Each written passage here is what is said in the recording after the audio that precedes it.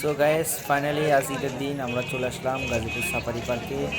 তো এখানে আমরা এসে দেখতে পেলাম যে বাইরে এত পরিমাণ লোক এবং এত পরিমাণ ভিড় যা বলার বাইরে। তো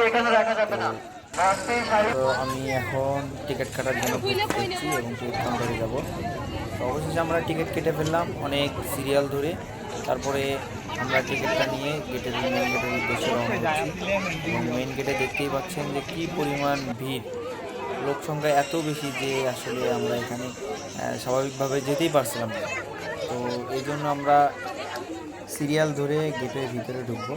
তো মেন গেট থেকে আসলে দেখতে পাচ্ছেন যে কি পরিমাণ লোক হয়েছে আজকে। তো আমরা এখন গেটের ভিতরে ঢুকবো, আপনারা আমাদের সাথেই থাকুন।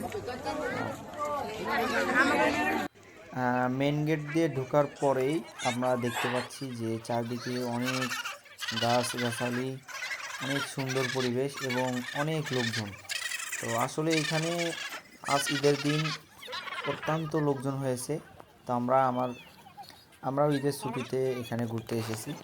তো আপনারা আমাদের সাথেই থাকুন, আমরা কি দেখি এখানে আপনাদের সঙ্গে শেয়ার করব। তো ফাইনালি আমরা সাফারি পার্কের ভিতরে চলে আসছি এবং ভিতরেও দেখতে পাচ্ছি যে অনেক লোকজন এবং এখানকার আশেপাশের পরিবেশগুলোও সুন্দর আছে।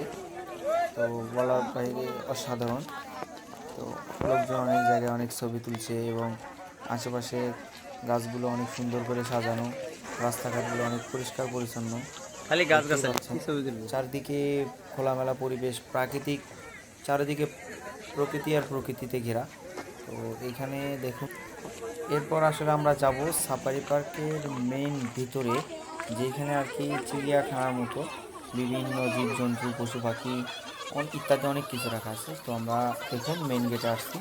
তো সুড়ঙ্গের ভিতরে দিয়ে আমরা ভেতরে প্রবেশ করছি এবং এর ভিতরেও দেখতে পাচ্ছি যে অনেক লোক, আসলে যেখানেই যাচ্ছি সেখানে অনেক লোক দেখতে পাচ্ছি আজকে। তো আজ ঈদের দিন, এই ছুটিতে সবাই আসছে সাফারি পার্ক দেখতে এবং ঘুরতে। তো আপনারাও চাইলে আসতে পারেন।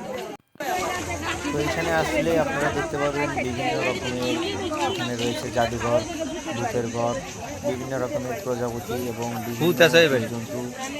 এছাড়াও রয়েছে চিতাবাঘ, বন্যপ্রাণী ইত্যাদি অনেক কিছু রয়েছে। তো আমরা ফার্স্ট টাইম একটা করে সব ভূতের বাড়ি যাবা।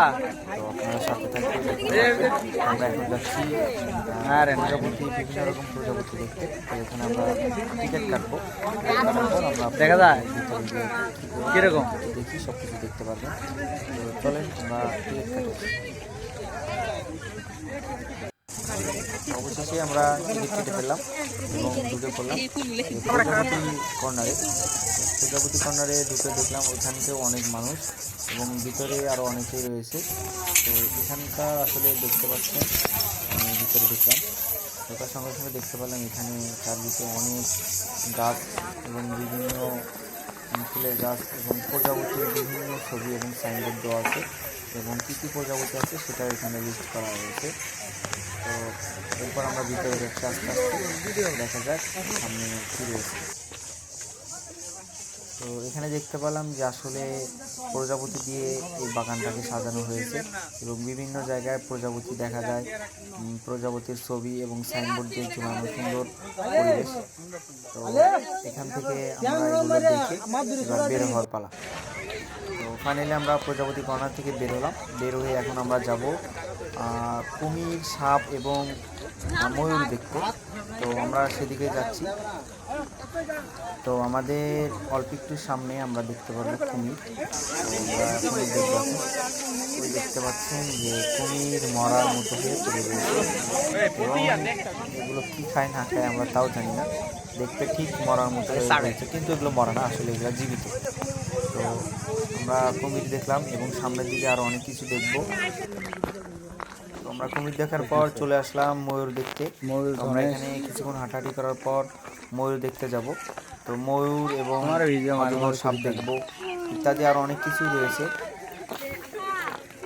সো গাইস আসলে ভিডিওটা অনেক লম্বা হচ্ছে, যার কারণে আমরা আপনাদেরকে অনেক কিছু দেখাতে পারিনি। আপনারা আসলে এখানে অনেক কিছু দেখতে পাবেন। তো অবশেষে আমরা আসলাম সাফারি পার্কের মেইন জোন, যেখানে আসলে গাড়ির মাধ্যমে দেখানো হয় রিয়েল চিতাবাঘ, রয়েল বেঙ্গল টাইগার, সিংহ ইত্যাদি অনেক কিছু দেখানো হয়। তো এখানকার সিরিয়ালটা অনেক বড় এবং লম্বা, যার কারণে আমরা টিকিট কেটে ভিতরে ঢুকতে পারি না। এখানে টিকিট কাটতে গেলে আমাদের ম্যাক্সিমাম 3 ঘন্টা লাগবে, যার ফলে আমরা এই জায়গাটা থেকে বের হতেছিলাম। তো এখান থেকে আমরা এবার বিদায় নেওয়ার পালা, আমরা এখন বিদায় নেব। সাফারি পার্কের বিদায়ের বেলা দেখা যাচ্ছে কি সুন্দর একটি গাছ, এবং এই গাছের